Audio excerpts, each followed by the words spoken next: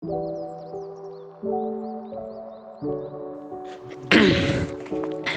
psikoanalisis merupakan teori yang berusaha untuk menjelaskan tentang hakikat dan perkembangan kepribadian manusia.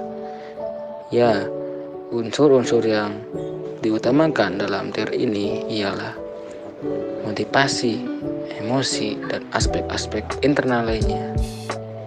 Teori ini mengasumsikan bahwasanya kepribadian itu berkembang ketika terjadinya konflik dari aspek-aspek psikologis tersebut yang pada umumnya terjadi pada anak usia dini.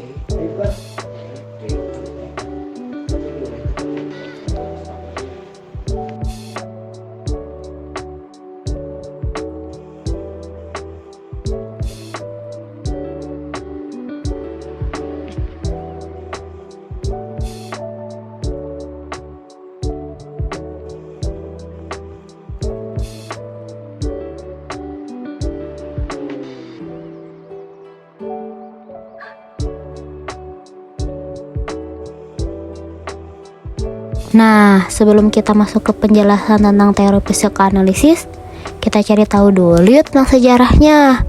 Teman-teman udah pada tahu belum ya siapa sih penemu teori psikoanalisis?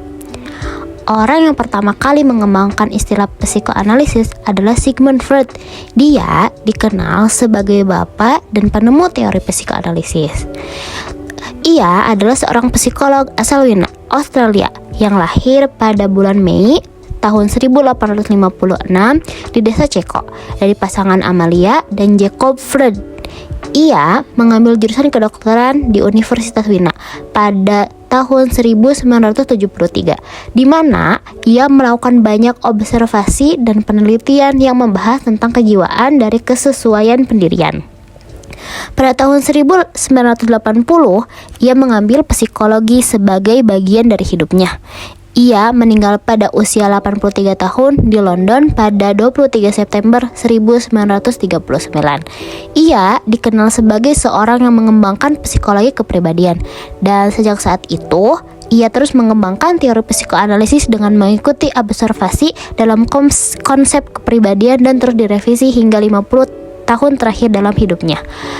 Beberapa buku yang merupakan karyanya yaitu Studi tentang Histeria, Penafsiran Mimpi, 3 karangan tentang teori seksualitas, pengantar pada psikoanalisa. Sigmund Freud berpendapat bahwa kepribadian manusia didasarkan pada pengalaman-pengalaman yang dialaminya. Kala itu, Sigmund Freud juga sering menangani pasien histeria. Saat itu, ia sedang menangani pasien yang mengalami banyak gejala, hingga kakinya lumpuh. Menariknya, saat pasien diinstruksikan untuk menceritakan pengalaman masa kecil bersama ayahnya, tiba-tiba pasien itu sembuh. Nah, dari sinilah awal mula talking cure ditemukan, bahwa dengan bercerita saja bisa berdampak besar terhadap penanganan gangguan mental. Sejak saat itu juga, Sigmund Freud membuka praktik klinis untuk menangani pasien histeria. Tapi, Freud mencoba hal lain juga, yaitu mencoba pasiennya untuk duduk rileks sambil mengatakan apapun yang ada di pikiran mereka. Dengan melakukan itu, Sigmund Freud yakin bahwa ia akan menganalisis apa yang ada di dalam alam bawah sadar pasiennya. Pendekatan psikoanalisis yang dilakukannya adalah dengan menganalisis berdasarkan pada mimpi dan dari bacaannya dari literatur ilmu pengetahuan dan kemanusiaan. Dengan melakukan itu, Sigmund Freud yakin bahwa ia akan menganalisis apa yang ada dalam alam bawah sadar pasiennya.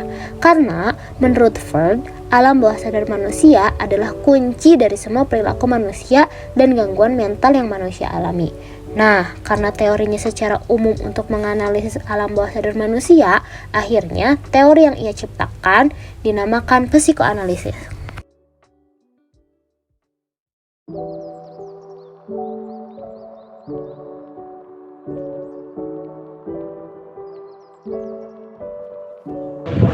Baik teman-teman semua, dalam teori struktur kepribadian itu terbagi menjadi 3 komponen utama, yaitu ada ID, ada ego, dan superego.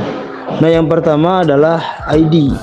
ID merupakan sistem kepribadian yang orisinil atau yang asli, yang dimana ketika manusia itu dilahirkan, ia hanya memiliki ID saja, karena ia merupakan sumber utama atau komponen utama dari energi psikis dan tempat timbulnya insting. ID tidak memiliki organisasi, buta dan banyak tuntutan dengan selalu memaksakan kehendaknya, karena ID bekerja sejalan dengan prinsip-prinsip kenikmatan yang kita bisa pahami sebagai dorongan untuk selalu memahami kebutuhan dengan serta-merta. Seperti contohnya kita mengetahui bahwa seorang bayi akan menangis ketika ia sedang lapar. Pada hakikatnya si bayi itu tidak tahu apa yang dia inginkan dalam pengertian orang dewasa. Dia hanya tahu bahwa dia menginginkannya dan itu harus dipenuhi saat itu juga. Nah, dalam pandangan Freudian, si bayi tadi adalah ID yang murni, atau lebih tepatnya nyaris murni. ID seharusnya tidak lain tidak bukan dari representasi psikis kebutuhan-kebutuhan biologis.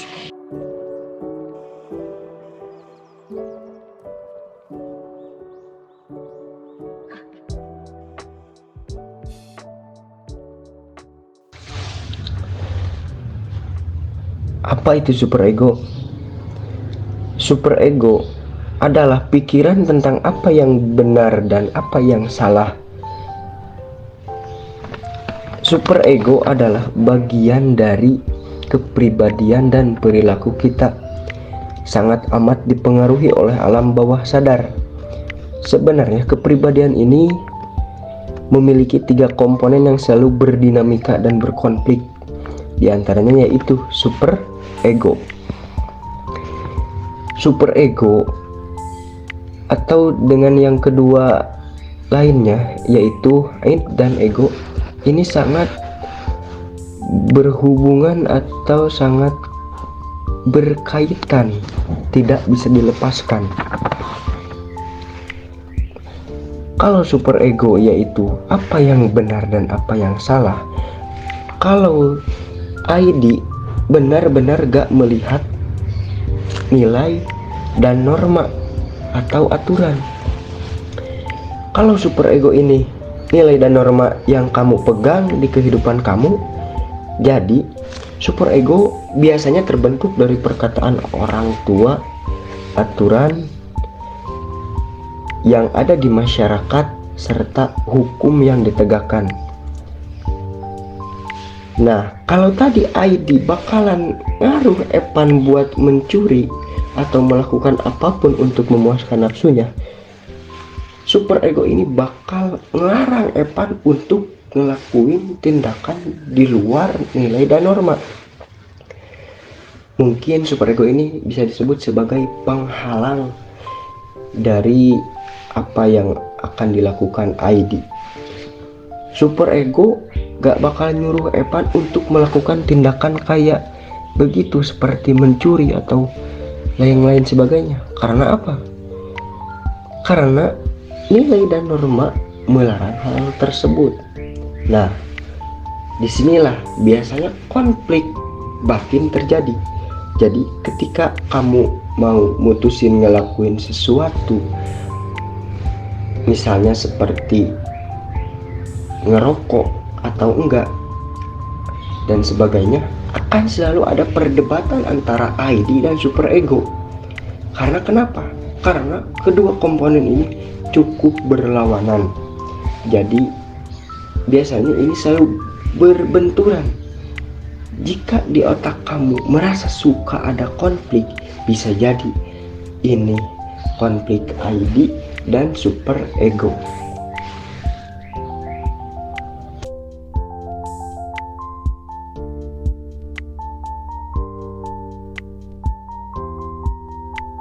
Ego adalah bagian kepribadian yang bertugas sebagai pelaksana di mana sistem kerjanya pada dunia luar untuk menilai realita dan berhubungan dengan dunia dalam untuk mengatur dorongan-dorongan ID agar tidak melanggar nilai-nilai.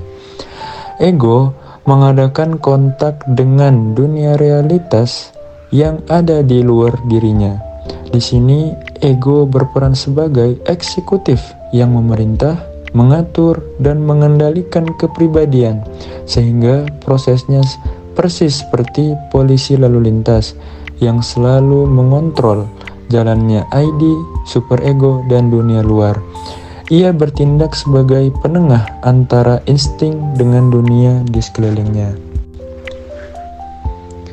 Adapun fungsi-fungsi ego adalah memberikan kepuasan kepada kebutuhan-kebutuhan akan makanan dan melindungi organisme, menyesuaikan usaha-usaha dari ID dengan tuntutan dari kenyataan lingkungan sekitarnya, menekan impuls-impuls yang tidak dapat diterima oleh superego, mengkoordinasikan dan menyelesaikan tuntutan-tuntutan yang bertentangan dari ID dan superego, dan mempertahankan kehidupan individu serta berusaha supaya spesies dikembangbiakan. Di sini saya akan membahas sedikit bagaimana cara ego bekerja.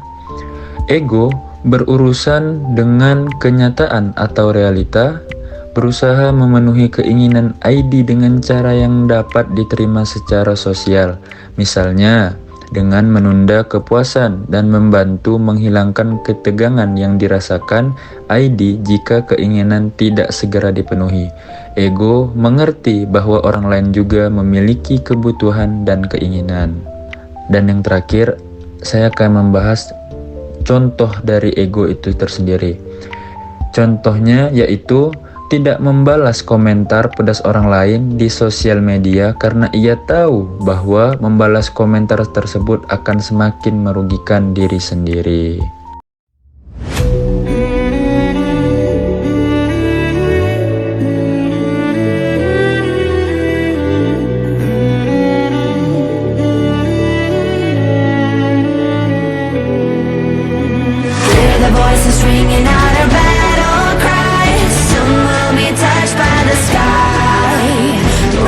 From the ashes we will never die. Can you feel the power of our battle cry?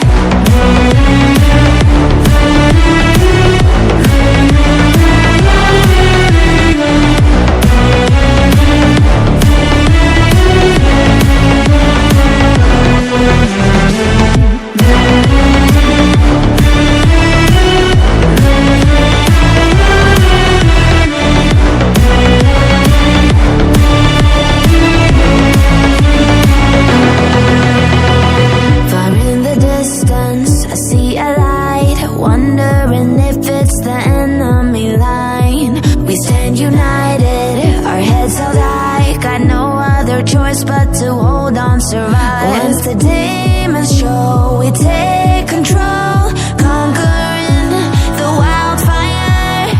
My heart of courage is leading the way. Fight till the end of the day.